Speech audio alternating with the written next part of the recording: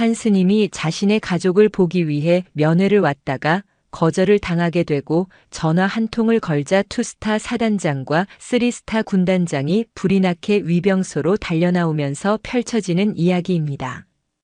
영상 시청 전에 구독과 좋아요 부탁드립니다. 저희에게 큰 힘이 됩니다.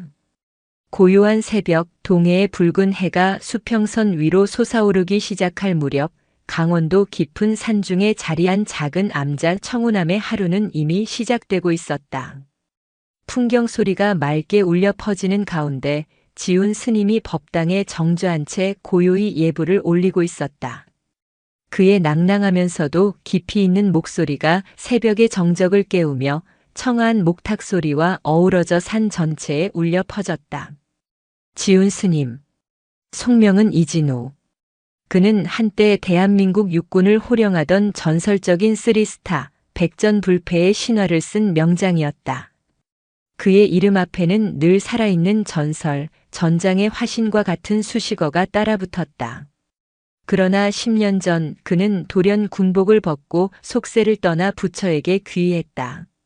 화려했던 과거를 뒤로하고 그는 이제 작은 암자의 주지 스님으로서 매일 새벽 부처님께 예를 올리고 마당을 쓸며 마음을 닦는 수행자의 삶을 살고 있었다. 예불을 마친 지훈 스님은 법당을 나와 마당으로 향했다. 그의 손에는 낡은 빗자루가 들려 있었다. 그는 마당 구석구석을 정성스럽게 쓸기 시작했다. 그의 움직임에는 조금의 흐트러짐도 없었다.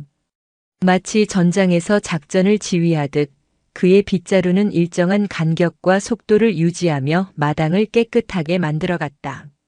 마당을 다 쓸고 난 후 그는 암자 뒤편의 작은 텃밭으로 향했다. 텃밭에는 상추, 고추, 오이 등 싱싱한 채소들이 자라고 있었다. 그는 정성스럽게 채소들을 돌보며 잡초를 뽑고 물을 주었다. 그의 얼굴에는 평온한 미소가 번졌다. 전장에서 수많은 생명을 앗아갔던 그의 손은 이제 새로운 생명을 키우는 손이 되어 있었다. 텃밭 일을 마친 그는 공양간으로 들어가 아침 공양을 준비했다. 직접 키운 채소로 만든 소박한 밥상이었지만 그의 얼굴에는 만족감이 가득했다. 공양을 마친 후 그는 자신의 방으로 돌아와 낡은 경전을 펼쳤다. 그의 방 한쪽 벽에는 낡은 흑백 사진 한 장이 걸려 있었다. 사진 속에는 젊은 시절의 그와 그의 동생, 그리고 갓난아기였던 조카 이선우의 모습이 담겨 있었다. 그는 사진을 보며 잠시 상념에 잠겼다. 그의 동생 내외는 불의의 사고로 세상을 떠났다. 동생의 유일한 혈육인 조카 선우를 위해 그는 기꺼이 아버지가 되었다. 그러나 군인의 삶은 조카에게 온전한 사랑을 주기에는 너무나 험난했다.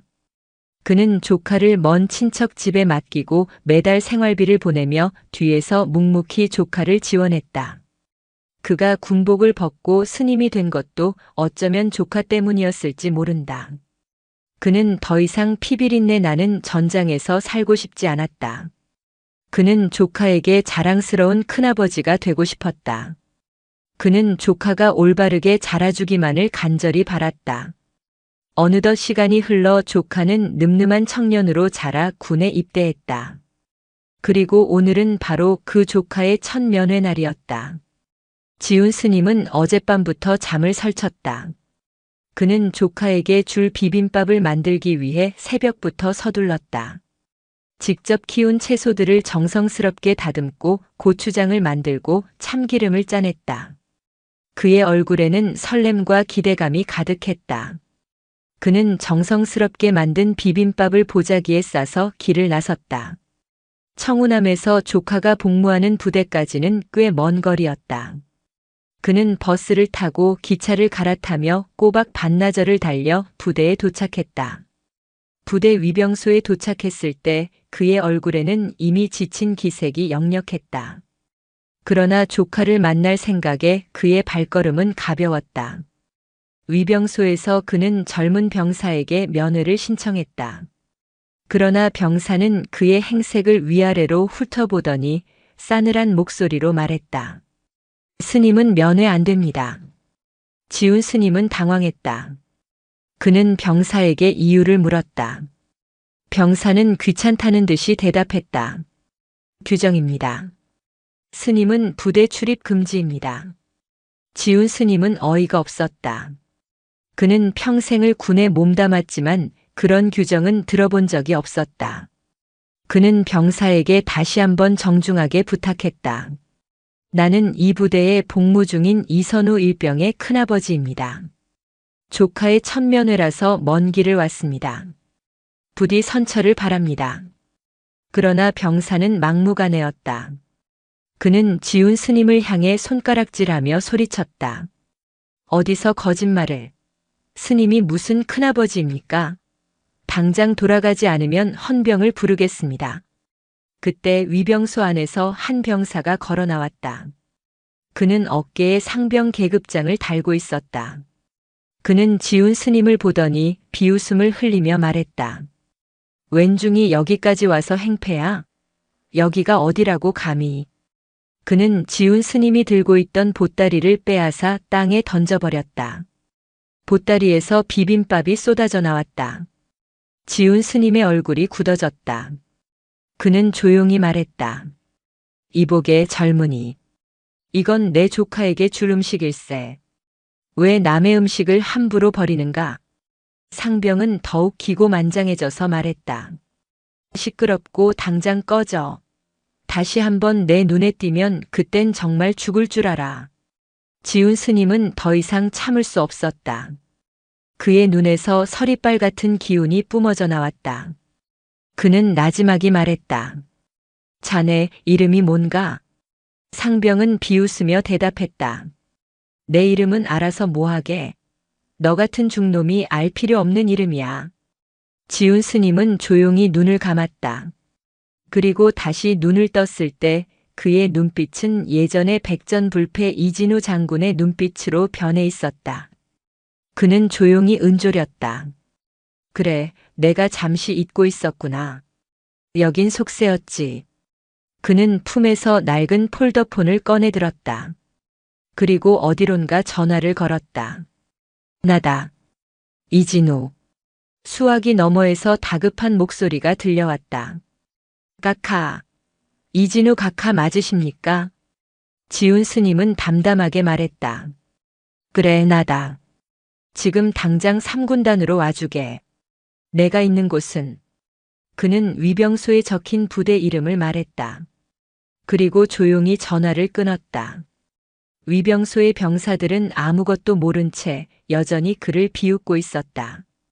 그러나 그들은 곧 자신들이 저지른 일이 어떤 결과를 초래할지 상상조차 하지 못하고 있었다.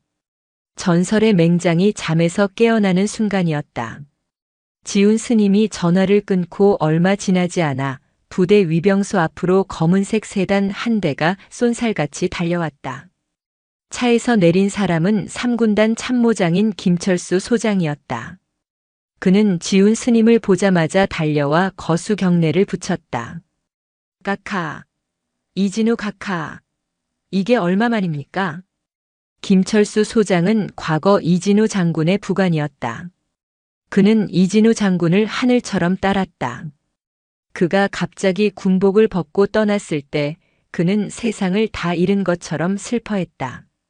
그런 그가 지금 자신의 눈앞에 나타난 것이다.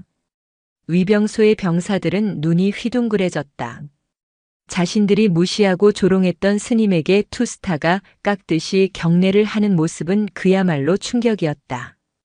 특히 지훈 스님에게 행패를 부렸던 최상병은 얼굴이 하얗게 질려 있었다. 지훈 스님은 김철수 소장의 어깨를 두드리며 말했다. 오랜만이군, 김장군. 잘 지냈나? 김철수 소장은 감격에 겨워 말을 잇지 못했다. 그는 눈물을 글썽이며 말했다. 카카, 어찌 이런 누추한 곳에. 지훈 스님은 담담하게 말했다. 내 조카가 이곳에 복무 중일세. 첫 면회를 왔는데 저 친구들이 나를 막아서는군. 그는 위병소의 병사들을 가리켰다. 김철수 소장의 얼굴이 싸늘하게 굳어졌다. 그는 위병소의 병사들을 향해 소리쳤다. 내 이놈들.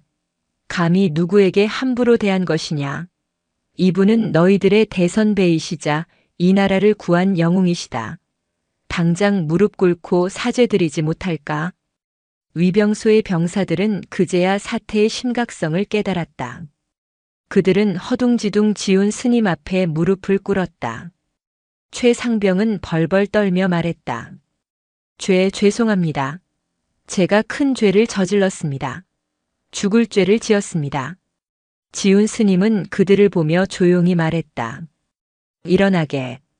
나는 괜찮네.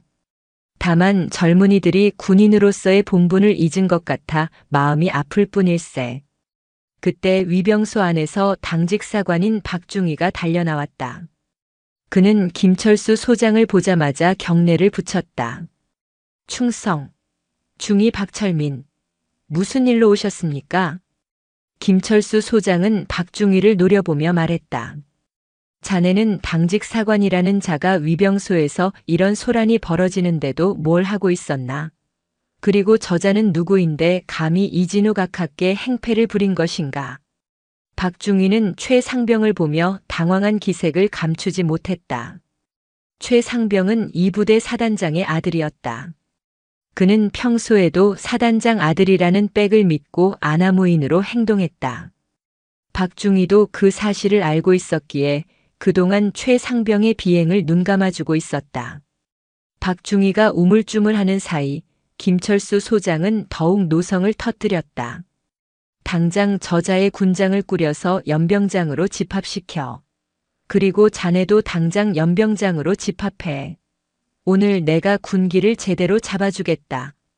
박중희는 어쩔 수 없이 최상병에게 군장을 꾸리라고 명령했다. 최상병은 울상이 되어 위병소 안으로 들어갔다. 잠시 후 부대 전체에 비상 사이렌이 울려 퍼졌다. 모든 장병들이 연병장으로 집합했다. 사단장인 이준혁 소장도 급히 연병장으로 달려왔다. 그는 김철수 소장을 보자마자 경례를 붙였다. 충성. 사단장 소장 이준혁. 무슨 일입니까, 참모장님? 김철수 소장은 이준혁 소장을 보며 차갑게 말했다. 이준혁 소장, 자네는 아들 교육을 어떻게 시키기에 감히 이진우 각하께 행패를 부리게 만드나? 이준혁 소장은 깜짝 놀랐다. 그는 설마 하는 표정으로 지훈 스님을 쳐다보았다. 그리고 그는 자신의 눈을 의심했다.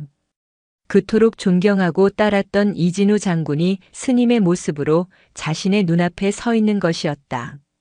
이준혁 소장은 달려가 지훈 스님 앞에 무릎을 꿇었다. 각하, 이진우 각하, 소장 이준혁 각하께 인사 올립니다. 제가 죽을 죄를 지었습니다. 아들을 잘못 키운 죄 달게 받겠습니다. 그는 눈물을 흘리며 지훈 스님에게 용서를 구했다. 지훈 스님은 그의 어깨를 두드리며 말했다. 일어나게, 이 장군. 자네 잘못이 아닐세. 내가 부족해서 벌어진 일이야.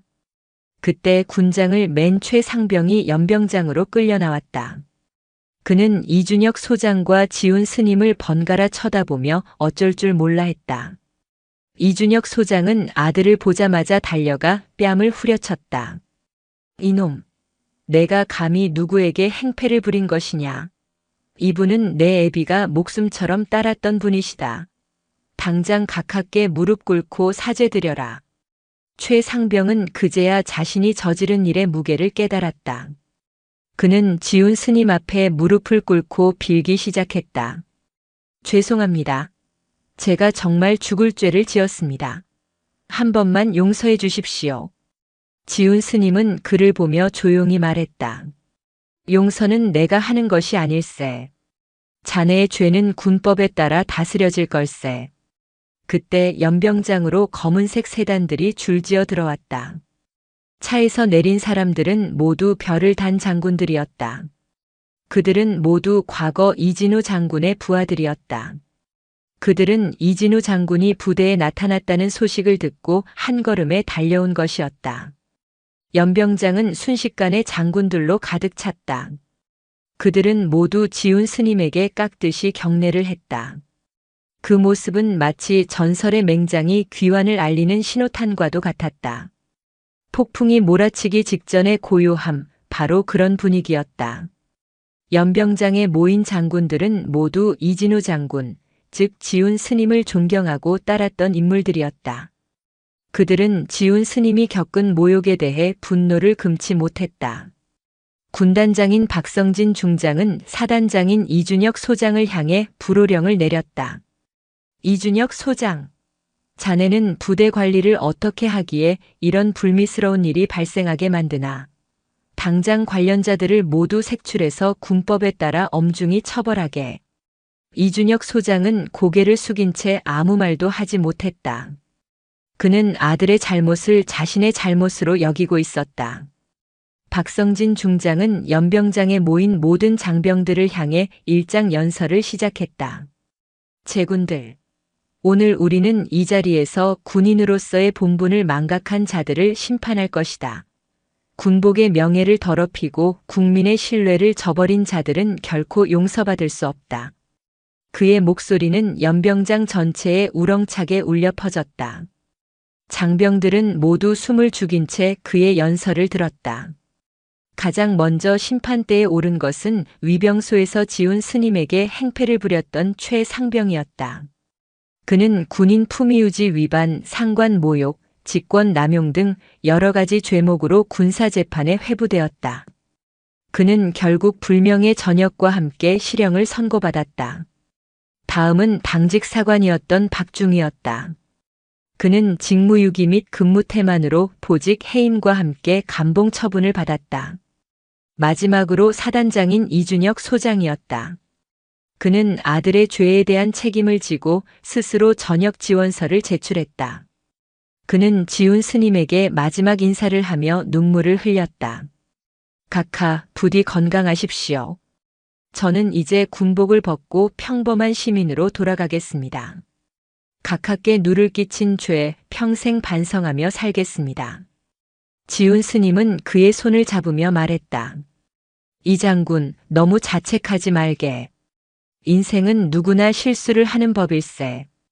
중요한 것은 그 실수를 딛고 다시 일어서는 것일세.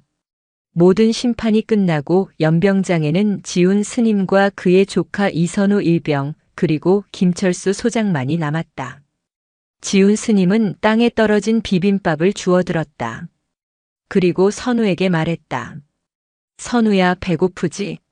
이거라도 먹자꾸나. 선우는 눈물을 흘리며 고개를 저었다. 큰아버지, 죄송해요.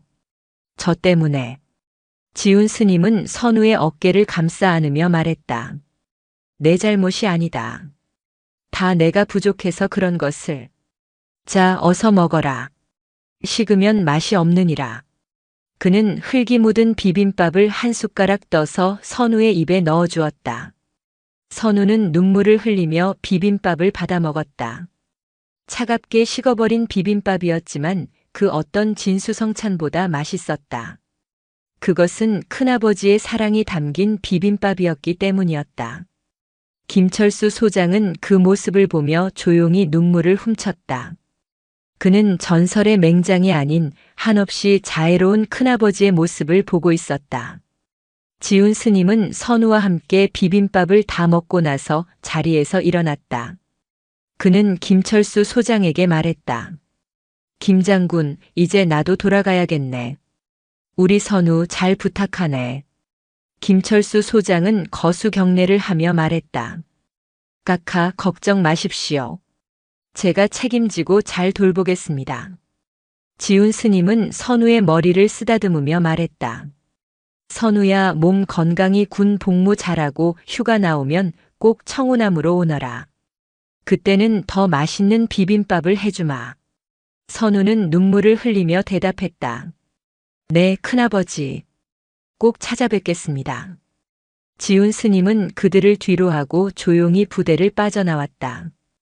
그의 뒷모습은 여전히 스님의 모습이었지만 그에게서는 전설의 맹장의 위엄이 느껴졌다.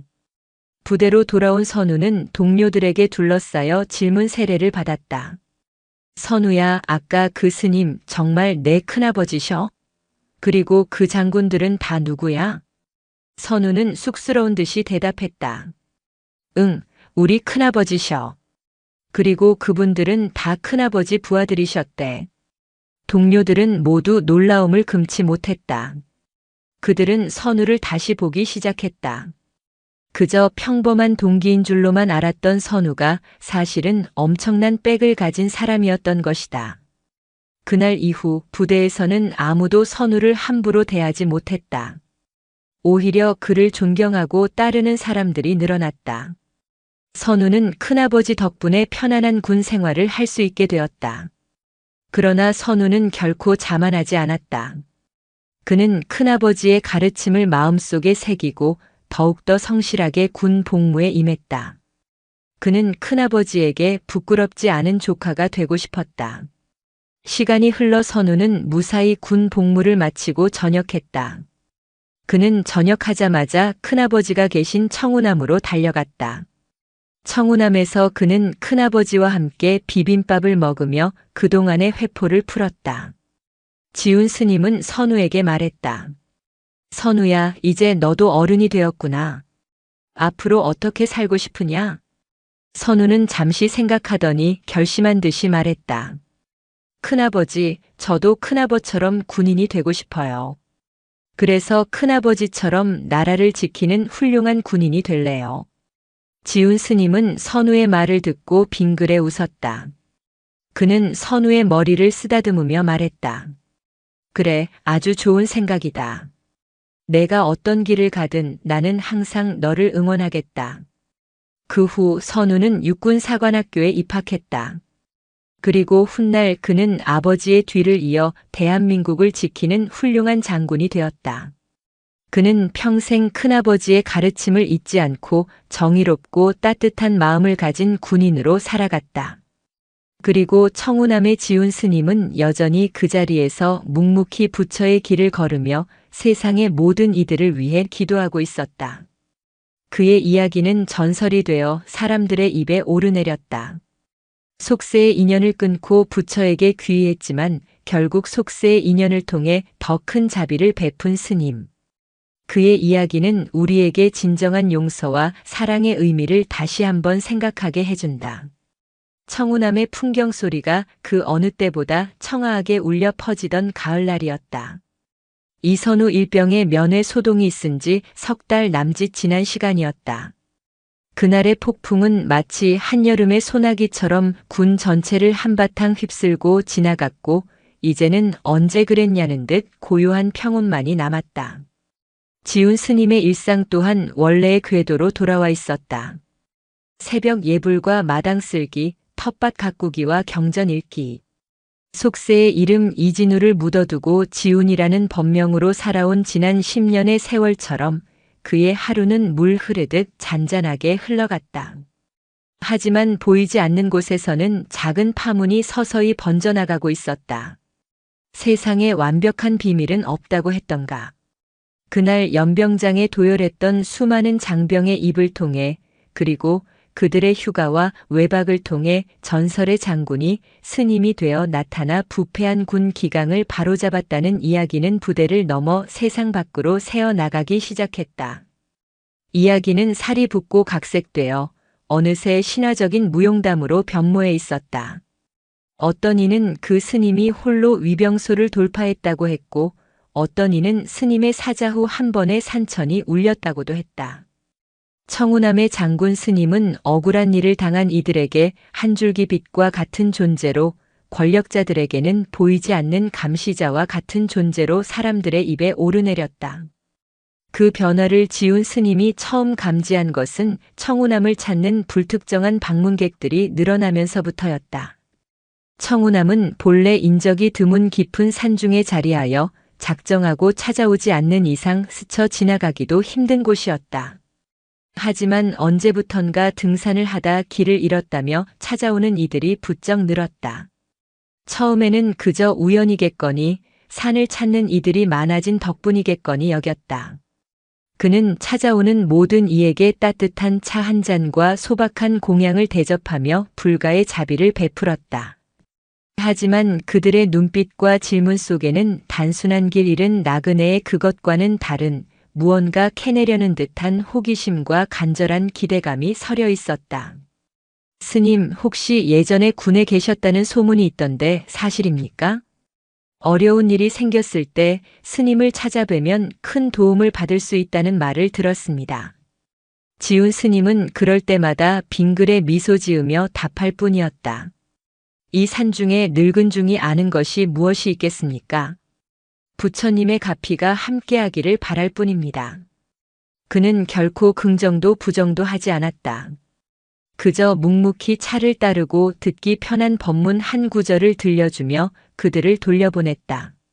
자신의 과거가 세간의 흥밋거리가 되는 것을 원치 않았고 무엇보다 청운함의 수행 환경이 속세의 소음으로 흐트러지는 것을 경계했다.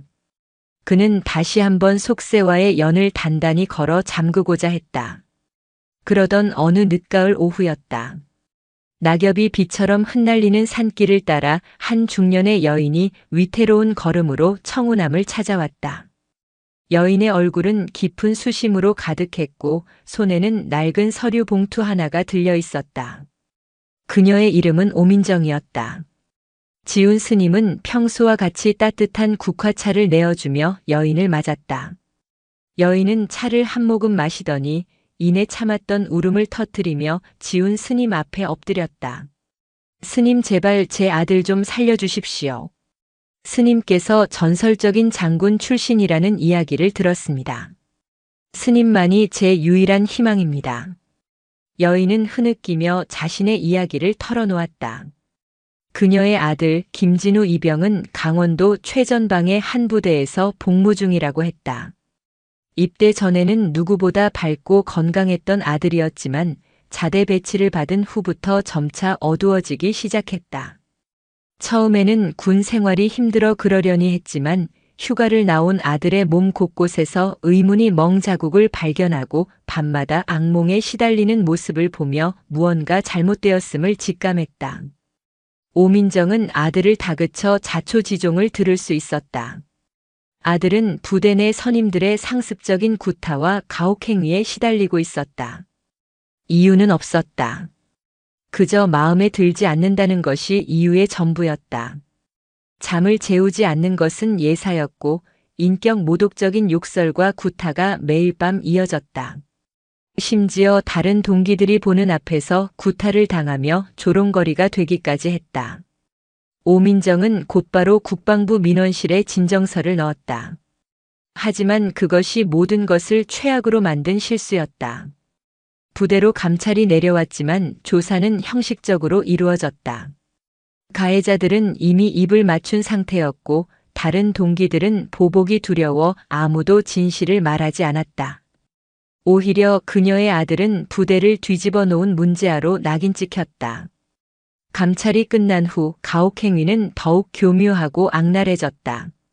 선임들은 내 엄마가 찌른 덕분에 우리가 더 재밌어졌다며 아들을 조롱하고 더욱 심하게 괴롭혔다. 이제는 전화통화도 제대로 못합니다. 편지를 보내도 검열을 하는지 제대로 전달되지도 않아요. 얼마 전에는 중대장이라는 사람에게 전화가 와서는 제 아들이 부대 생활에 적응을 못하고 정신적으로 문제가 있는 것 같다고 하더군요. 자기들 잘못을 전부 제 아들 탓으로 돌리고 있어요. 스님, 이대로 가다가는 제 아들이 정말 죽을지도 모릅니다. 오민정은 서류 봉투를 열어 아들의 사진과 편지, 그리고 멍든 몸의 사진들을 꺼내 보였다. 사진 속에는 겁에 질린 젊은이의 얼굴과 차마 눈뜨고 보기 힘든 폭력의 흔적들이 고스란히 담겨 있었다. 지훈 스님의 표정은 여전히 평온했지만 그의 눈동자는 순간적으로 깊게 흔들렸다. 사진 속 젊은이의 얼굴 위로 갓 입대했던 조카 이선우의 얼굴이 겹쳐 보였다. 스스로의 의지로 통제할 수 없는 저 깊은 곳에서부터 뜨거운 무언가가 치밀어 오르는 것을 느꼈다. 10년간 수행으로 다스려온 평정심의 미세한 균열이 가는 순간이었다. 그것은 이진우라는 이름으로 살았던 시절, 부하들을 자식처럼 아끼고 불의를 보면 참지 못했던 맹장의 본능이었다. 하지만 그는 이내 눈을 감고 깊은 숨을 내쉬었다. 그는 이제 이진우가 아니었다. 그는 부처님의 가르침을 따르는 수행자 지훈이었다. 속세의 인과에 개입하는 것은 또 다른 업을 만드는 일. 분노와 증오는 결국 자신을 불태우는 번뇌의 불꽃일 뿐이다. 지훈 스님은 천천히 눈을 떴다. 그의 눈빛은 다시 고요한 호수처럼 잔잔해져 있었다. 그는 오민정을 향해 조용히 그러나 단호하게 말했다. 보살님 마음이 아프시겠습니다. 하지만 저는 이제 속세의 일에 관여하지 않는 사람입니다. 제가 해드릴 수 있는 것은 보살님과 아드님의 안녕을 위해 부처님께 기도드리는 것뿐입니다. 그의 대답에 오민정의 얼굴에서 마지막 희망의 빛마저 사라졌다. 그녀는 망연자실한 표정으로 지훈 스님을 바라보았다. 스님 어찌 그리 무정한 말씀을 하십니까? 사람이 죽어갑니다. 제발. 무정해서가 아닙니다, 보살님. 세상의 모든 고통은 인과 연에 따라 생겨나고 사라지는 법. 분노로 분노를 다스릴 수는 없습니다. 진정한 해결은 아드님의 마음속에 그리고 가해자들의 마음속에 자비의 씨앗을 심는 것에서 시작되어야 합니다. 지훈 스님은 불가의 가르침을 들어 그녀를 위로하려 했지만 그의 말은 절망에 빠진 어머니의 귀에 닿지 못했다. 오민정은 더 이상 아무 말도 하지 않았다. 그녀는 바닥에 흩어진 사진들을 떨리는 손으로 주워 담았다. 그리고는 허망한 눈빛으로 지훈 스님을 한번 쳐다본 뒤 묵묵히 자리에서 일어나 청운함을 떠났다. 힘없이 돌아서는 그녀의 뒷모습은 바람에 나부끼는 마른 낙엽처럼 위태롭고 쓸쓸했다. 지훈 스님은 멀어져 가는 그녀의 뒷모습을 말없이 지켜보았다. 법당으로 돌아온 그는 목탁을 잡고 경을 외우기 시작했다. 하지만 좀처럼 집중할 수가 없었다. 목탁 소리 사이로 오민정의 절규가 환청처럼 들려왔고 눈을 감으면 멍든 젊은이의 얼굴이 아른거렸다. 나는 수행자다. 속세의 일에 연연해서는 안 된다. 그는 스스로에게 몇 번이고 되뇌었다. 하지만 마음 한구석에서는 다른 목소리가 들려왔다. 내가 외면한 저 젊은이가 만약 너의 조카 선우였다면 그래도 너는 외면할 수 있었겠는가? 고통받는 중생을 외면하는 것이 진정한 자비인가? 내가 지키려는 것은 부처의 가르침인가 아니면 너 자신의 안위인가? 그날 밤 지훈 스님은 뜬 눈으로 밤을 지새웠다. 고요한 산사의 밤 그의 마음속에서는 그 어떤 전장의 밤보다 더 치열한 싸움이 벌어지고 있었다. 벽에 걸린 낡은 흑백 사진 속 갓난아기였던 조카 선우가 그를 원망의 눈빛으로 바라보는 듯 했다. 10년간 쌓아온 수행의 탑이 속세에서 불어온 거친 바람 앞에 속절없이 흔들리고 있었다. 며칠이 흘렀다. 지훈 스님은 흐트러진 마음을 다잡기 위해 더욱 수행에 정진했다. 새벽 예불 시간을 늘리고 온종일 법당에 앉아 참선에 들었다. 텃밭에 잡초를 뽑고 낡은 법당의 기와장을 손보며 억지로 몸을 움직여 번뇌를 잊으려 애썼다. 그러나 한번 마음에 들어선 그림자는 쉽게 가시지 않았다. 오민정이라는 여인이 남기고 간 고통의 잔상은 그의 내면 가장 깊은 곳에 뿌리내려 그의 평온을 끊임없이 좀먹고 있었다. 그는 잠이 들면 악몽을 꾸었다. 꿈속에서 그는 피비린내 나는 전장을 헤매고 있었다. 수많은 부하들의 죽음을 목도했던 과거의 기억과 멍든 얼굴로 살려달라 애원하는 김진우 이병의 모습이 뒤섞여 그를 괴롭혔다. 꿈에서 깨어나면 온몸은 식은땀으로 젖어 있었다. 그는 더 이상 이진우 장군이 아니었지만 이진우의 그림자는 여전히 그의 삶을 지배하고 있었다. 그러던 어느 날 오후 청운함으로 반갑지만은 않은 손님이 찾아왔다. 3군단 참모장 김철수 소장이었다. 그는 사복 차림으로 수행원도 없이 홀로 지훈 스님을 찾아왔다. 각하 아니 스님, 잘 지내셨습니까? 김철수 소장은 지훈 스님의 수척해진 얼굴을 보며 걱정스러운 표정을 지었다.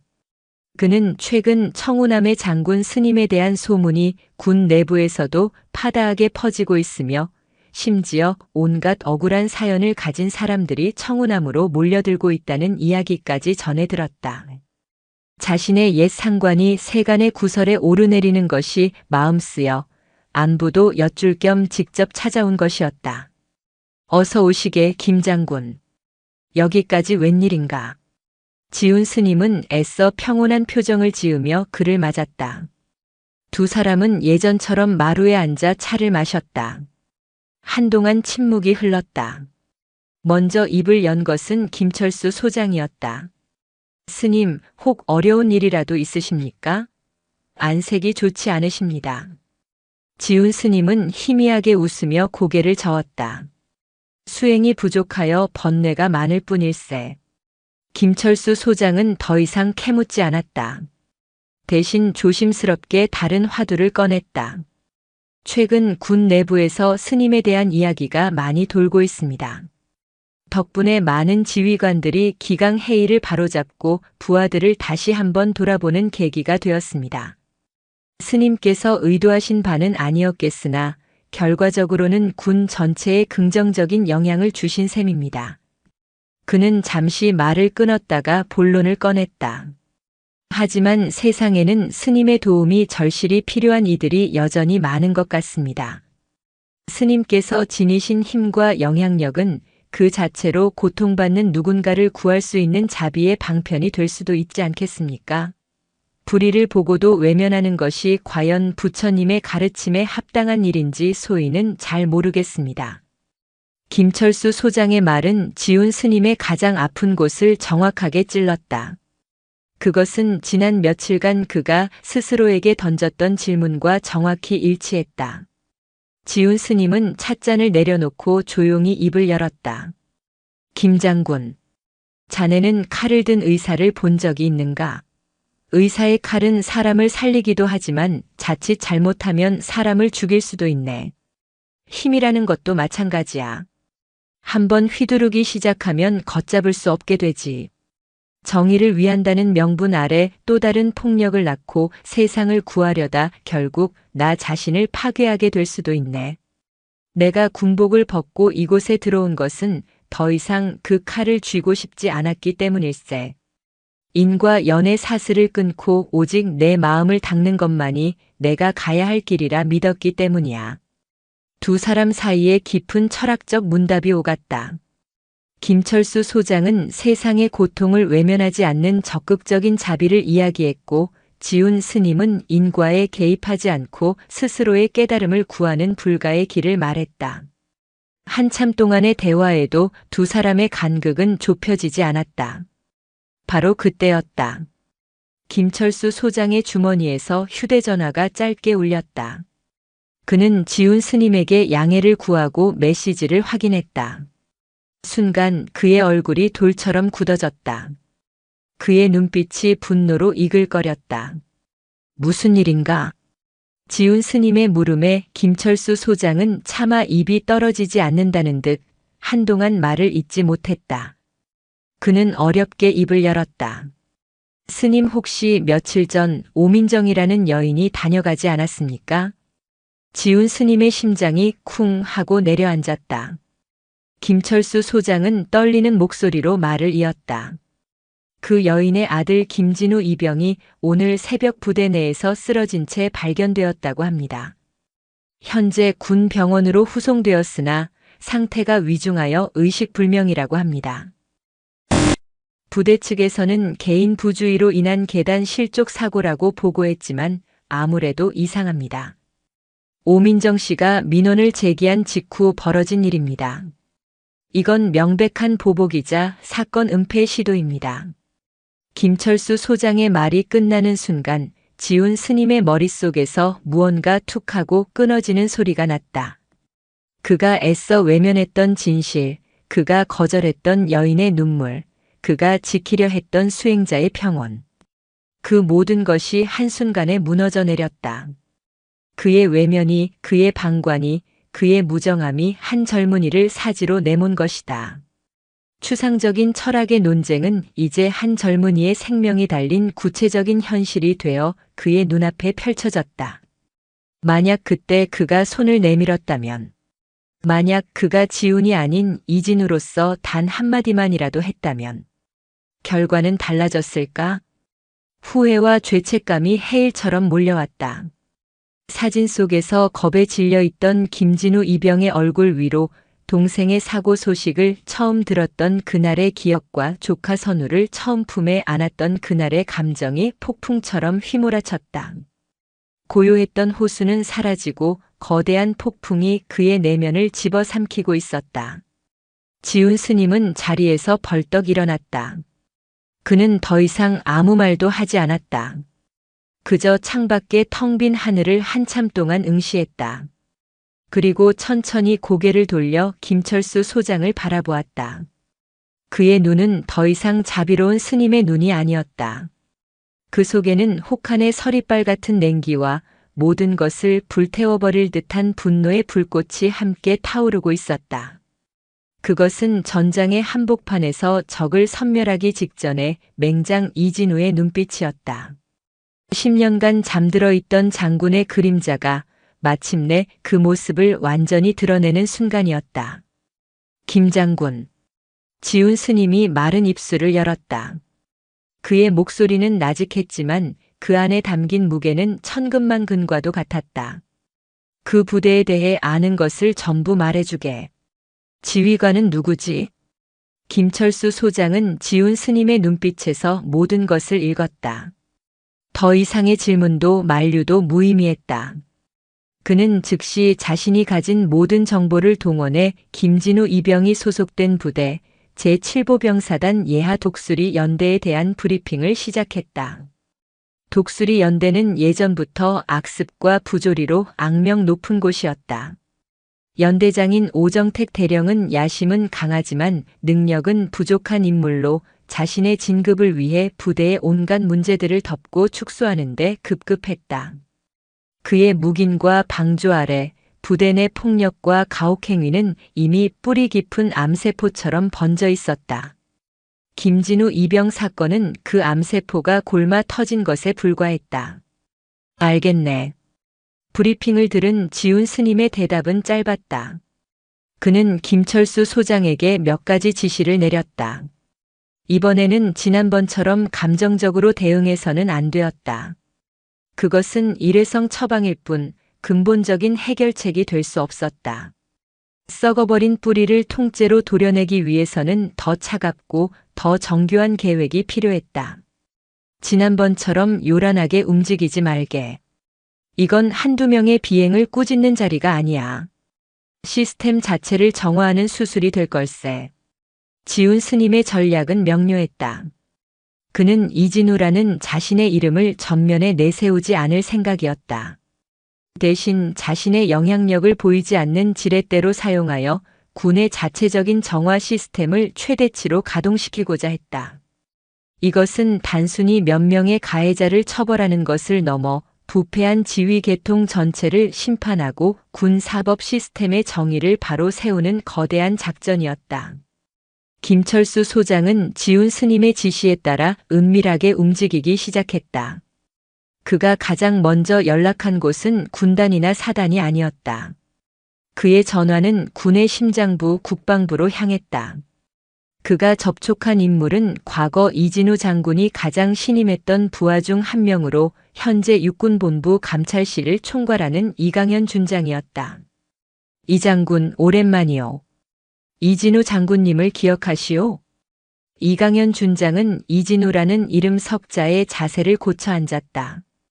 김철수 소장은 자초지종을 설명하며 이것이 단순한 사건이 아니라 군의 명예가 걸린 일임을 강조했다. 그리고 이 모든 작전의 배후에 그분이 계시다는 것을 넌지시 비췄다. 이강현 준장은 망설이지 않았다. 그는 즉시 육군본부 직속의 특별합동조사단을 꾸렸다. 조사단은 감찰, 헌병, 법무병과의 최고 엘리트들로 구성되었다. 이들의 목표는 독수리 연대가 아니었다.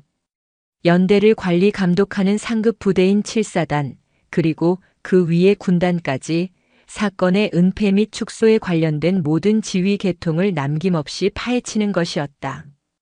조사는 소리 없이 그러나 맹렬하게 진행되었다. 특별 합동조사단은 독수리 연대를 급습하는 대신 외곽에서부터 조용히 포위망을 좁혀갔다. 그들은 먼저 군 병원에 입원 중인 김진우 이병의 상태를 확보하고 그의 부모를 안전하게 보호 조치했다. 그리고 물밑에서 독수리 연대 출신 전역자들과 휴가 나온 장병들을 접촉해 피해 사실을 수집했다. 증언은 본물처럼 터져나왔다. 수년간 묵인되어 온 폭력의 기록들이 뇌물을 받고 사건을 무마해준 간부들의 명단이 진실을 말하려는 병사에게 가해진 협박과 회유의 증거들이 산더미처럼 쌓여갔다. 연대장 오정택 대령은 아무것도 눈치채지 못하고 있었다. 그는 김진우 이병이 사고로 쓰러진 것을 자신의 부대를 뒤흔들었던 골칫거리가 사라진 것으로 여기며 안도하고 있었다. 그가 육군본부로부터 정기안보감사를 위해 참모들과 함께 본부로 들어오라는 공문을 받았을 때도 그는 평소와 같은 형식적인 감사일 것으로만 생각했다. 육군본부의 거대한 회의실. 오정택 대령이 의기양양하게 브리핑 준비를 하고 있을 때 회의실 문이 열리며 이강현 준장을 필두로 한 합동조사단이 들어섰다. 회의실의 대형 스크린에는 정기안보감사라는 제목 대신 제7보병사단 독수리 연대 직권 남용 및 부패 혐의 특별조사 결과 보고라는 글자가 선명하게 떠 있었다. 오정택 대령의 얼굴이 하얗게 질렸다. 스크린에는 그가 사건을 무마하는 대가로 금품을 수수하는 장면이 담긴 CCTV 영상, 피해자들의 육성 증언, 가혹행위를 주도한 병사들과의 통화 녹취록이 쉴 새 없이 재생되었다. 빼도 박도 못할 증거들이었다. 이강현 준장은 차가운 목소리로 말했다. 오정택 대령. 당신은 군인으로서의 명예를 더럽혔고 지휘관으로서의 책무를 방기했으며 인간으로서의 양심을 팔았다. 당신을 직권남용, 뇌물수수, 직무유기 및 살인미수 방조 혐의로 이 자리에서 긴급 체포한다. 이 모든 과정에서 지훈 스님은 청운함에 묵묵히 머물렀다. 그는 작전의 진행 상황을 김철수 소장을 통해 전해들을 뿐 어떠한 전면에도 나서지 않았다. 그러나 그의 존재는 보이지 않는 거대한 압력이 되어 군 수뇌부가 이 사건을 한치의 의혹도 없이 처리하도록 만들었다. 모두가 알고 있었다. 이 정화의 폭풍이 어디서부터 시작되었는지를. 군의 살아있는 전설이, 그들의 정신적 지주가 이 모든 것을 지켜보고 있다는 사실을. 독수리 연대의 지휘부는 뿌리부터 뽑혀나갔다. 오정택 대령을 비롯한 부패 간부들은 전원 군사재판에 회부되어 중형을 선고받았다. 사단장과 군단장 역시 지휘 책임을 물어보직 해임되었다. 군은 이 사건을 계기로 전 부대를 대상으로 한 가혹행위 실태조사와 대대적인 군 문화 개선 캠페인에 착수했다. 며칠 후 김철수 소장이 다시 청운함을 찾았다. 그는 모든 일이 성공적으로 마무리되었음을 보고했다. 의식불명이었던 김진우 이병은 기적적으로 의식을 회복했고 일반 병실로 옮겨져 치료를 받고 있다고 했다. 육군 참모총장이 직접 병원을 찾아 그와 그의 부모에게 공식적으로 사죄했다는 소식도 함께 전했다. 보고를 듣는 동안 지훈 스님은 아무 말 없이 눈을 감고 있었다. 모든 것이 끝났을 때 그의 뺨 위로 뜨거운 눈물 한 줄기가 흘러내렸다. 그것은 한 생명을 구했다는 안도의 눈물이자 결국 속세의 인과에 깊이 개입하고 만 수행자의 참회의 눈물이었다. 그는 세상의 정의를 바로 세웠지만 자신의 평온은 깨져버렸다. 그는 다시 한번 확인했다. 자신은 결코 지훈만으로 살아갈 수 없다는 것을. 자신의 내면에는 언제든 깨어날 수 있는 이진우라는 이름의 뜨거운 장군이 함께 살고 있다는 것을. 김철수 소장이 돌아간 후 지훈 스님은 법당에 홀로 앉아 밤새 목탁을 두드렸다. 그의 목탁 소리는 그 어느 때보다 처연하고 깊게 산사의 밤을 울리고 있었다. 앞으로 그가 걸어가야 할 길은 어디일까? 속세와 출가, 장군과 스님, 그 경계에서 그는 어떤 답을 찾아야 하는 것일까? 그의 고뇌는 이제 막 다시 시작되고 있었다. 겨울이 찾아온 청운함은 깊은 눈에 파묻혔다. 온 산천이 흰 눈에 뒤덮여 세상의 모든 소리를 삼킨 듯 고요했다. 하지만 그 고요함은 기만적인 허상에 불과했다. 정화의 폭풍이라 불린 두 번째 사건 이후 청운함의 장군 스님에 대한 전설은 이제 걷잡을 수 없는 신화가 되어 나라 전체로 퍼져나갔다. 지훈 스님이 의도했던 은밀한 작전은 역설적이게도 그의 신비감을 더욱 증폭시키는 결과를 낳았다. 사람들은 보이지 않는 곳에서 거대한 부패를 뿌리 뽑은 그의 힘에 더욱 열광했다. 그 결과 청운함으로 향하는 발길은 끊이지 않았다. 아니, 지난번과는 비교도 할 수 없을 만큼 불어났다. 눈 쌓인 험준한 산길도 그들의 발걸음을 막지 못했다. 그들은 더 이상 등산객을 가장하지 않았다. 처음부터 명확한 목적을 가지고 청운함을 찾았다. 그들의 손에는 저마다의 억울한 사연이 담긴 서류 봉투와 빛바랜 사진, 피눈물로 쓴 탄원서가 들려 있었다. 청운함의 작은 마당은 전국 각지에서 모여든 사람들로 매일 인산인해를 이루었다.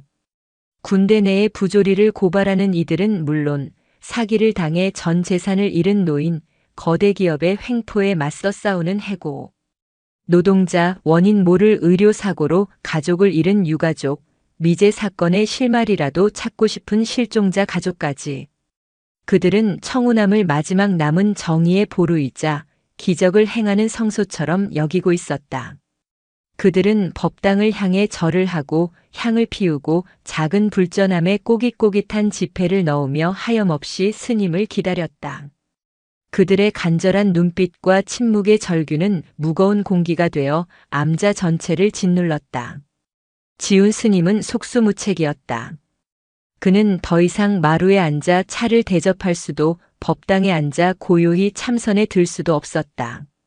자신의 작은 암자가 사람들의 고통과 희망이 뒤섞인 거대한 용광로가 되어버린 현실 앞에 그는 깊은 무력감에 휩싸였다. 그는 이 모든 희망의 무게를 감당할 수 없었다. 그들의 문제를 하나하나 해결해 줄 수도 없었고 그래서도 안 된다고 생각했다. 그는 구세주가 아니었다. 그는 그저 번뇌하는 한 명의 수행자일 뿐이었다. 결국 그는 암자 가장 깊숙한 곳에 있는 자신의 방에 칩거하다시피 했다. 문을 걸어 잠그고 화두에 몰두하려 했지만 담장 너머에서 들려오는 사람들의 울음소리와 간절한 기도 소리는 그의 귓전을 떠나지 않았다. 부처의 가르침은 고통받는 중생을 외면하지 말라 했는데 지금 자신은 무엇을 하고 있는가? 이것은 수행인가 아니면 또 다른 형태의 방관이자 비겁한 도피인가? 그는 자신이 불가의 가르침과 세상의 기대 사이에서 위선적인 줄타기를 하고 있는 사기꾼처럼 느껴졌다. 그러던 어느 날 또다시 김철수 소장이 무거운 표정으로 청운함을 찾았다. 그는 암자 입구부터 장사진을 이룬 사람들을 보고 깊은 한숨을 내쉬었다. 스님, 이러다가 정말 큰일이 나겠습니다. 스님의 명성이 스님 자신을 옥죄는 족쇄가 되고 있습니다. 지훈 스님은 쓴웃음을 지었다. 내가 자초한 일인 것을 누굴 탓하겠나. 두 사람은 오랫동안 마주 앉아 침묵했다. 김철수 소장은 고심 끝에 하나의 제안을 내놓았다. 스님, 스님께서 매번 그들의 칼이 되어주실 수는 없습니다. 그건 스님께서 추구하시는 길이 아니지 않습니까? 하지만 그들을 위한 방패가 되어주실 수는 있습니다. 스님의 칼은 칼집에 넣어두시되 스님의 이름으로 방패를 만드는 겁니다. 방패라니 그게 무슨 말인가? 작은 재단을 하나 만드는 겁니다. 가칭 청운 재단. 스님의 이름과 명예를 빌려 억울한 이들에게 법률적 지원과 실질적인 도움을 주는 비영리 단체를 세우는 겁니다. 스님께서는 재단의 상징적인 정신적 지주가 되어주시고 실제 운영은 저희 같은 속세의 사람들이 맡는 겁니다. 스님의 옛 부하들 중에는 청렴하고 능력 있는 법무관, 수사관 출신들이 많이 있습니다. 그들이 스님의 뜻을 받들어 움직인다면 지금 이곳에 모인 사람들의 눈물을 조금이나마 닦아줄 수 있을 겁니다. 지훈 스님은 잠자코 그의 말을 들었다. 일리 있는 말이었다. 자신이 직접 나서는 대신 시스템을 통해 자비를 베푸는 것. 그것이 어쩌면 속세와 출가의 경계에서 그가 찾을 수 있는 현실적인 대안일지도 몰랐다. 그가 깊은 생각에 잠겨 있을 때였다. 암자의 작은 종이 울렸다. 새로운 방문객을 알리는 신호였다. 하지만 이번 방문객은 조금 달랐다. 그는 다른 사람들처럼 마당으로 들어와 하소연을 늘어놓지 않았다. 대신 눈보라가 몰아치는 암자 입구의 일주문 아래에서 미동도 없이 굳건히 서 있었다. 행색은 남루했다. 낡고 해진 겨울 외투에 찬 바람을 막기에는 역부족으로 보이는 얇은 바지를 입고 있었다. 하지만 그의 허리는 꼿꼿했고 그의 시선은 오직 청운함의 법당만을 향해 있었다. 마치 무언가를 기다리는 석상처럼 그는 새벽부터 해가 질 때까지 그 자리를 떠나지 않았다. 하루, 이틀, 사흘이 지났다. 남루한 행색의 사내는 매일 같은 시간에 나타나 같은 자리를 지켰다. 그의 끈질김에 다른 방문객들도 혀를 내둘렀다. 마침내 지훈 스님은 그를 만나보기로 결심했다. 무언가 범상치 않은 사연을 가진 인물임이 분명했다. 지훈 스님이 일주문 앞으로 걸어나가자 사내는 천천히 고개를 들었다. 세월의 풍파에 깊게 팬 주름과 수척한 뺨, 모든 것을 잃은 자의 공허한 눈빛. 하지만 지훈 스님은 그 얼굴을 단번에 알아보았다. 그리고 온몸이 그대로 얼어붙는 듯한 충격을 느꼈다. 그는 바로 이준혁이었다. 한때 수만 명의 병력을 지휘하던 당당한 투스타 제7보병사단의 사단장이었던 사내. 자신의 아들이 저지른 일로 인해 그리고 결국 지훈 스님, 즉 이진우의 등장으로 인해 하루아침에 모든 것을 잃고 군복을 벗어야 했던 남자. 그가 유령처럼 지훈 스님의 눈앞에 서 있었다. 지훈 스님은 복잡한 감정의 소용돌이에 휩싸였다. 분노, 연민, 죄책감, 그리고 알 수 없는 불안감. 그가 복수하러 온 것인가? 아니면 무언가를 요구하러 온 것인가? 그러나 이준혁의 다음 행동은 그의 모든 예상을 완전히 빗나가게 했다. 그는 지훈 스님을 향해 다가오더니 아무 말 없이 차가운 눈밭 위에 자신의 무릎을 꿇었다. 그의 눈에서는 눈물조차 흐르지 않았다. 모든 감정이 메말라 버린 듯한 그의 목소리가 눈 쌓인 산사의 정적을 갈랐다. 나는 길을 잃었소. 어떻게 살아야 할지 이제는 아무것도 모르겠소. 그는 고개를 깊이 숙였다. 그의 등은 지난 과오의 무게와 현재의 절망감에 짓눌려 위태롭게 떨리고 있었다. 부디 길을 알려주시오. 자신의 행동이 파멸로 이끈 남자가 이제는 자신의 앞에서 영적인 구원을 간청하고 있었다. 이것은 그 어떤 전투보다 그 어떤 작전보다 더 어렵고 무거운 시험이었다. 지훈 스님의 수행이 다시 한번 거대한 시험대 위에 올랐다. 이준혁의 간청은 지훈 스님의 마음 가장 깊은 곳을 울렸다. 그의 눈앞에 있는 것은 오만한 장군이나 옛 부하가 아니었다. 그는 그저 모든 것을 잃고 삶의 벼랑 끝에 내몰린 한 명의 고통받는 중생일 뿐이었다. 부처는 원수마저 사랑하라 가르쳤다. 지훈 스님은 그를 외면할 수 없었다. 일어나시오. 지훈 스님은 그의 팔을 잡아 일으켰다. 그리고는 암자 안으로 그를 들였다. 길을 알려줄 순 없소. 길은 스스로 찾아야 하는 것이니. 다만 길을 찾을 때까지 이곳에 머무는 것은 허락하겠소. 지훈 스님은 이준혁을 손님으로 대하지 않았다. 그는 이준혁에게 행자의 역할을 맡겼다. 행자란 절에 머물며 온갖 꾸준 일을 도맡아 하는 예비 수행자를 뜻한다. 새벽 일찍 일어나 장작을 패고 차가운 냇가에서 쌀을 씻고 눈 덮인 마당을 쓰는 일. 한때 장군으로서 호령하던 그에게는 상상도 할 수 없는 고된 육체 노동이었다. 이준혁은 아무런 불평 없이 그 모든 일을 묵묵히 받아들였다. 그것은 그가 스스로에게 내리는 속죄의 과정이었다. 땀 흘려 장작을 패고 시린 손으로 빨래를 하며 그는 지난날의 교만과 허영을 씻어내고 있었다.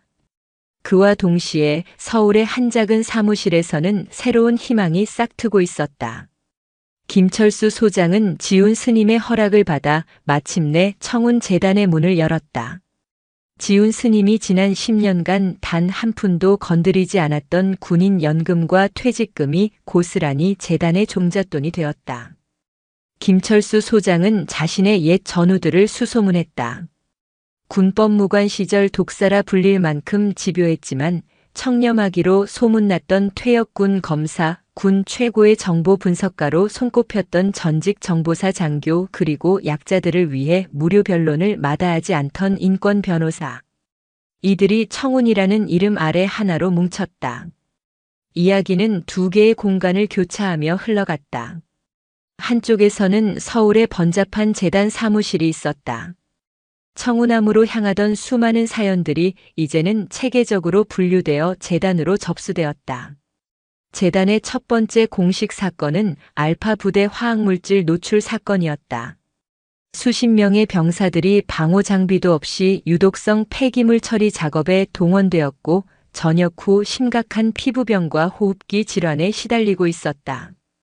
군은 책임을 회피했고 병사들은 거대한 조직 앞에서 속수무책이었다. 재단팀은 전직 정보 장교의 분석력으로 군수물자 기록을 파헤치고 전직 군 검사의 집요함으로 내부 증언을 확보했으며 인권 변호사의 날카로운 법리로 국방부를 압박했다. 그들의 일은 더디고 지난했지만 체계적이고 효과적이었다. 그것은 감정이 아닌 시스템으로 구현되는 자비의 현장이었다. 다른 한쪽에서는 눈 덮인 고요한 산사 청운암이 있었다. 이준혁은 여전히 묵묵히 행자의 삶을 살고 있었다. 지훈 스님은 그에게 어려운 법문을 설파하지 않았다. 대신 함께 텃밭을 일구고 낡은 법당의 벽을 보수하며 말없이 함께 공양하고 고요히 함께 좌선했다. 가르침은 말이 아닌 노동의 신성함과 현재 순간에 대한 집중, 그리고 소박한 일상의 리듬 속에 있었다. 몇 달의 시간이 흐르자 이준혁에게서 서서히 변화가 나타나기 시작했다. 장군의 오만함과 날카로운 기백은 사라지고 그 자리에 고요한 겸손함이 자리 잡았다. 육체적 고통은 오히려 그의 정신을 맑게 해주었고 단순한 일상 속에서 그는 아주 오랜만에 마음의 평온을 느끼기 시작했다. 어느 날 저녁 공양을 마친 후 이준혁은 처음으로 지훈 스님에게 자신의 속내를 털어놓았다. 그는 아들 이야기를 꺼냈다.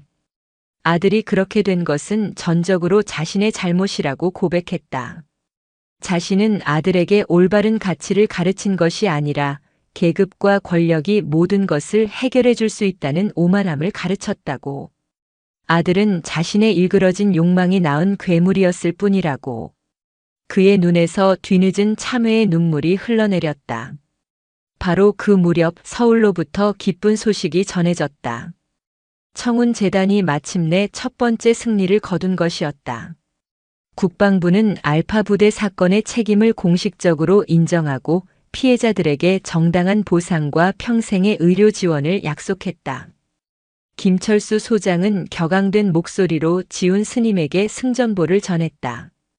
지훈 스님은 그저 조용히 고개를 끄덕일 뿐이었다. 그날 저녁 그는 이 소식을 이준혁에게 전해주었다. 이준혁은 한참 동안 아무 말 없이 허공을 응시했다. 그는 처음으로 다른 종류의 힘을 목격했다. 지휘하고 호령하는 힘이 아니라 상처를 치유하고 약자를 보호하는 힘. 그 힘의 근원이 바로 자신이 그토록 원망했던 이진우, 안이지훈 스님이라는 사실 앞에서 그는 복잡한 감정에 휩싸였다. 그의 마음속에서 무언가 단단히 얼어붙었던 것이 녹아내리는 소리가 들렸다. 절망의 잿더미 속에서 아주 작은 새로운 목적의 씨앗 하나가 싹을 틔우고 있었다. 며칠을 고심하던 이준혁은 마침내 지훈 스님을 찾아갔다. 스님, 저 같은 놈도 그 일을 돕는 데 쓰일 곳이 있겠습니까? 이준혁의 제안은 지훈 스님에게 또 다른 화두를 던졌다. 과연 용서와 자비는 어디까지 이르러야 하는가? 그는 이준혁에게 재단의 일을 돕는 것을 허락했다. 다만 지도자로서가 아닌 가장 낮은 곳에서 봉사하는 자원봉사자로서의 역할이었다. 이준혁은 청우남의 작은 골방에서 일을 시작했다. 낡은 컴퓨터 한 대로 재단과 소통하며 그가 가진 경험과 지식을 쏟아부었다. 전직 고위 장성으로서 군 조직의 생리와 행정 절차를 꿰뚫고 있는 그의 경험은 재단에겐 천군만마와도 같았다. 그는 접수된 사건들의 기록을 검토하며 군 내부의 절차적 허점을 찾아냈고 법무팀에게 효과적인 대응 전략을 조언했다. 그는 자신의 과거 지위를 개인의 영달이 아닌 타인을 돕는 데 처음으로 사용하고 있었다. 그는 속죄의 길 위에서 새로운 소명을 발견한 것이다. 그의 변화에 대한 소문은 아들에게까지 전해졌다. 불명예 전역 후 무력감과 분노 속에서 방황하던 아들 최상병은 반신반의하며 청우남을 찾았다. 앙상하게 마른 채 행자의 복색으로 묵묵히 장작을 패고 있는 아버지의 모습을 본 그는 큰 충격을 받았다. 아버지와 아들의 재회는 서먹하고 고통스러웠다. 지훈 스님은 그들의 만남에 일절 관여하지 않았다. 그저 두 사람이 스스로 깨진 관계를 마주하고 건너갈 수 있도록 지켜볼 뿐이었다.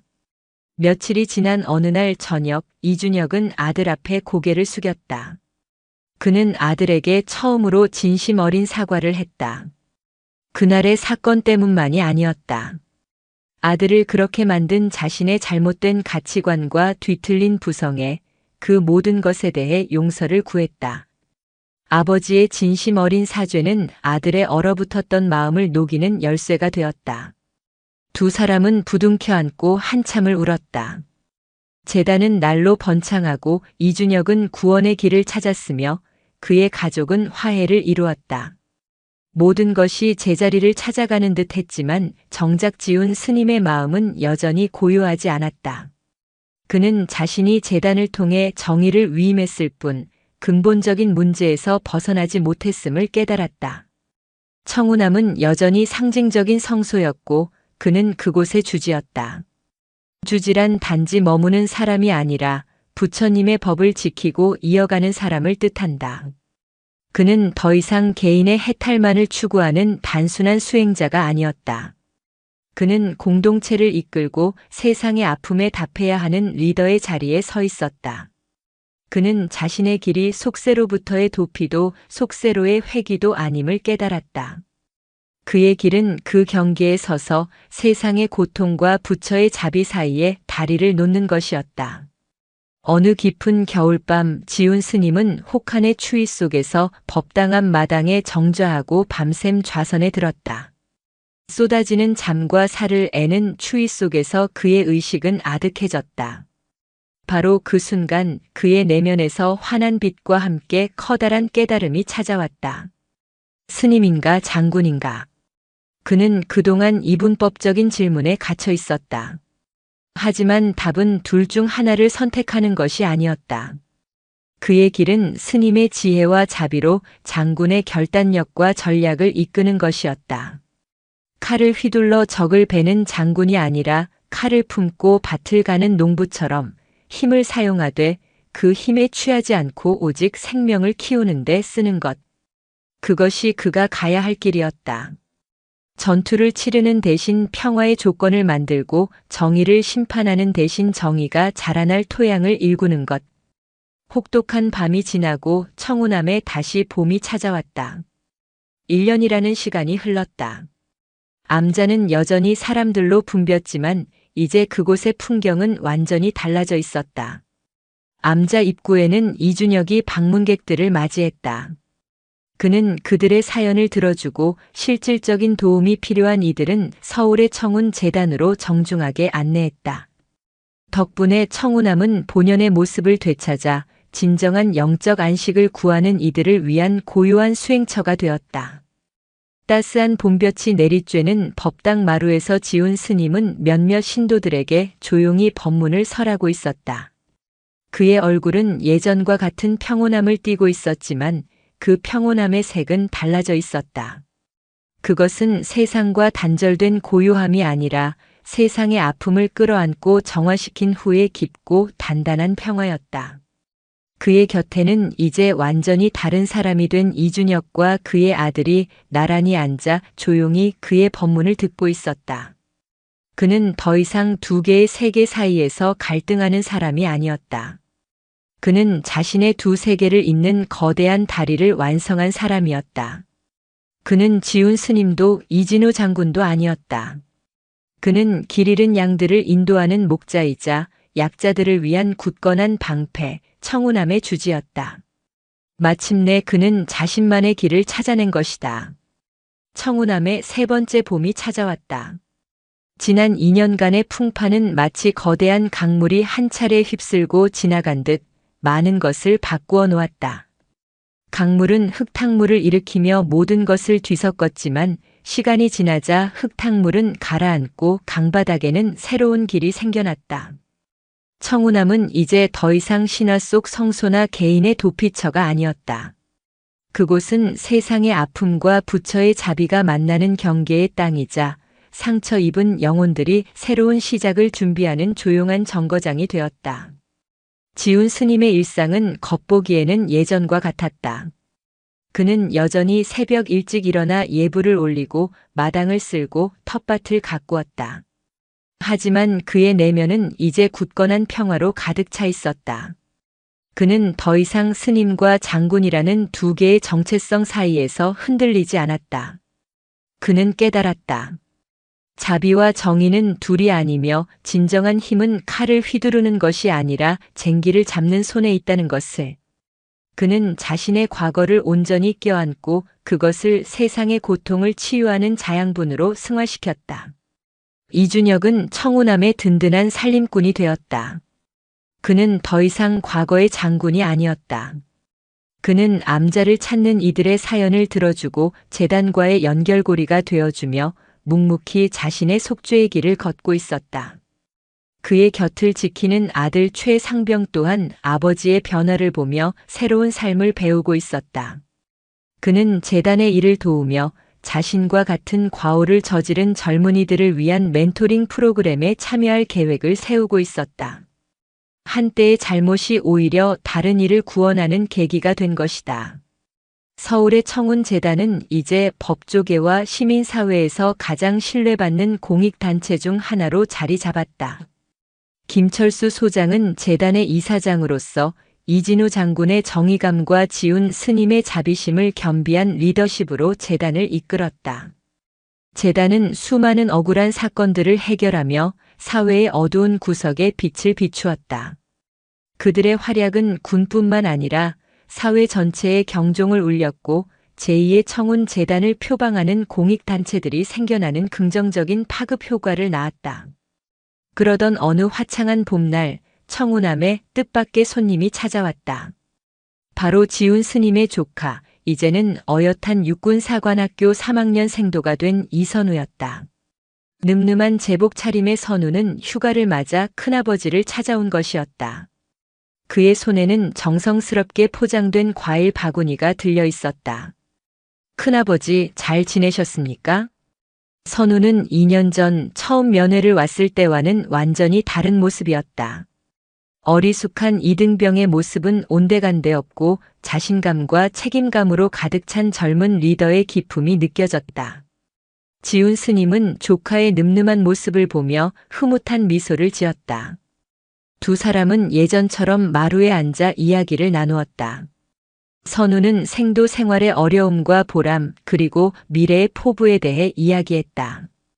그는 큰아버지처럼 아니 이진우 장군님처럼 불의에 타협하지 않고 부하들을 진심으로 아끼는 참된 군인이 되고 싶다고 말했다. 이야기를 듣던 지훈 스님은 조용히 선우의 손을 잡았다. 선우야, 훌륭한 군인이 되는 것도 좋지만 그보다 먼저 좋은 사람이 되어야 한다. 계급장이나 권력은 언젠가 사라지는 허상과도 같은 것이니 그것에 취해서는 안 된다. 진정한 힘은 다른 사람의 마음을 얻는 데서 나온다는 것을 잊지 말거라. 그때 이준혁이 두 사람에게 따뜻한 차를 내어왔다. 선우는 이준혁을 알아보지 못했다. 그저 암자에서 일하는 행자 중 한 명일 것이라 생각했다. 지훈 스님은 두 사람을 소개했다. 선우야, 인사드려라. 이쪽은 이준혁 장군님이시다. 내가 군 생활을 할 때 큰 도움을 주셨던 분이지. 선우는 깜짝 놀랐다. 눈앞에 남루한 행자가 한때 사단장이었던 이준혁 장군이라는 사실을 믿을 수 없었다. 그는 당황하며 자리에서 일어나 경례를 붙이려 했다. 하지만 이준혁이 먼저 그의 손을 잡으며 만류했다. 이제 나는 장군이 아닐세, 젊은이. 그저 이곳에서 새로운 삶을 배우고 있는 늙은 행자일 뿐이야. 이준혁은 담담한 미소를 지으며 말했다.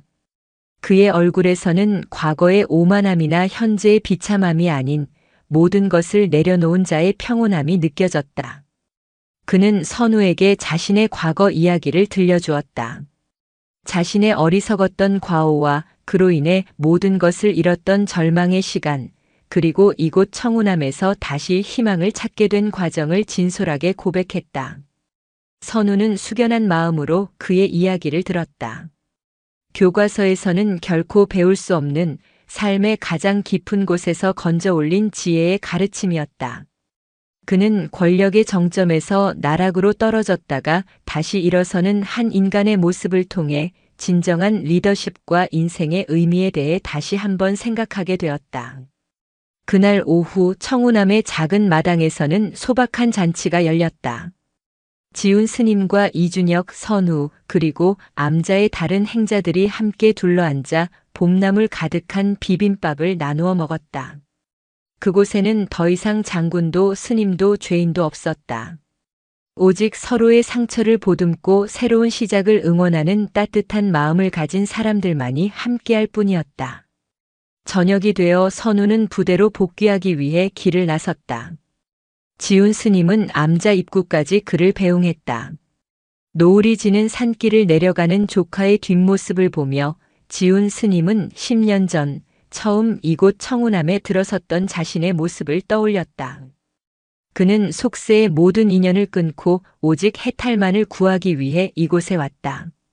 하지만 인연의 끈은 그가 생각했던 것보다 훨씬 질기고 깊었다. 그는 인연을 끊으려 할수록 더욱 깊은 인연의 소용돌이에 휘말렸다. 그러나 이제 그는 안다. 수행의 길이란 인연을 끊는 것이 아니라 그 인연의 의미를 깨닫고 더 나은 방향으로 가꾸어가는 과정이라는 것을. 그는 조카와의 인연을 통해 세상에 다시 나아갈 용기를 얻었고 자신을 파멸시켰던 원수와의 인연을 통해 진정한 자비의 의미를 배웠다. 봄은 다시 왔고 산천에는 새로운 생명이 움트고 있었다. 지훈 스님의 마음에도 그리고 그와 인연을 맺은 모든 이들의 마음에도 따뜻한 봄이 찾아왔다. 그의 이야기는 여기서 끝이 아니다. 그의 이야기는 이제 막 새로운 장을 시작하고 있었다. 속세의 인연과 부처의 자비가 함께하는 끝없는 구도의 여정이. 청운함의 맑은 풍경 소리가 저녁 바람을 타고 멀리 퍼져나가고 있었다. 그것은 세상의 모든 고통받는 영혼들을 위로하는 따뜻한 자비의 노래처럼 들렸다. 영상이 유익하셨다면 구독과 좋아요, 댓글까지 부탁드리겠습니다.